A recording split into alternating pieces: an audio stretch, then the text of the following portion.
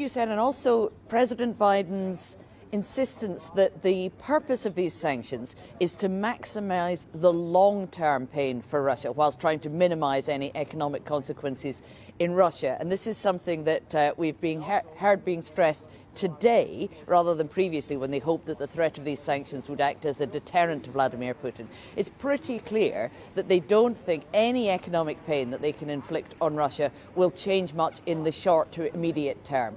But they want to try to degrade Russia's economy, its ability to produce and use technology, its military technology, to a point where Vladimir Putin will not be able to continue to pursue this kind of aggression against other countries. It's obvious that this is a very long-term strategy now and not something they think is going to turn around the situation on the ground anytime soon. Well, you highlight the long-term nature of what the president was saying. I'm sure there are viewers with us now who are thinking, but hold on, there's a very short-term and immediate problem, which is that Russian troops are pouring into Ukraine. And what's America going to do about that? Absolutely, and America has made very clear what it's not going to do about that, and that is not to use any of the thousands of troops they have sent to Poland, Romania and Baltic states to engage in Ukraine or come into conflict with any Russian forces. That is not something that's on the table. We heard President Biden there saying very clearly that if any NATO member is attacked, that will trigger Article 5, which says that an attack on one member state is an attack on all. And in those circumstances, the US obviously would engage, but there is no plan for them to get militarily involved in this conflict at the moment. So we hear these sanctions being announced today. There are obviously others still in reserve, including personal sanctions against Putin himself that could be brought to bear if the situation worsens. But beyond these kind of economic measures, it's not clear that the US has any plans that they think could halt this attack on Ukraine.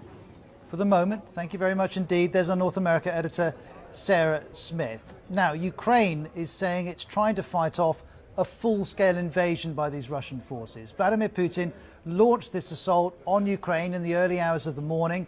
The number of overall casualties is unclear, but dozens of military personnel and civilians are reported to have already been killed. First of all, let's hear from the Ukrainian president. Putin started a war against Ukraine, against the whole democratic world. He wants to destroy my country. He wants to destroy our country, everything we have built, everything we live for. While announcing the invasion, Vladimir Putin said this. Whoever tries to interfere with us or threaten our country should know that Russia's response will be immediate and lead to such consequences that have never been experienced in history. Well, the land assault was accompanied by airstrikes that began this morning after President Putin had ordered the attack. This map shows the reported missile strikes and explosions. They've happened close to 8 major cities in Ukraine, including the capital, Kiev. Russia says it's destroyed more than 70 military targets, including 11 airfields. And this is a missile striking Ivano-Frankivsk International Airport in western Ukraine.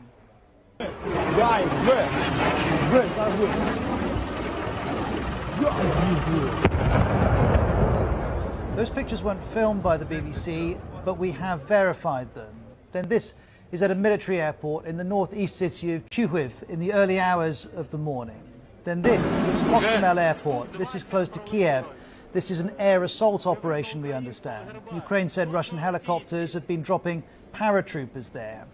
This footage, which again the BBC has verified, although the source is unknown, shows a Russian military helicopter at that same airport. It's apparently been shot down. And this is details of what the Russians have in their sights. They are targeting mainly military institutions. They are targeting weapon storages, and they have been targeting the airports. They have been targeting primarily the military airports. Just a further update on the number of people who have died. We can see in the last few minutes, Ukraine's health ministry has said 57 people have died and 169 people have been wounded. That's the Ukrainian health minister. Now, after these airstrikes came, the land invasion followed. Russian troops entered Ukraine from a number of directions, including south from the border with Belarus and north from the annexed peninsula of Crimea. Our correspondent in Kiev reports that they were able to make rapid progress. And in the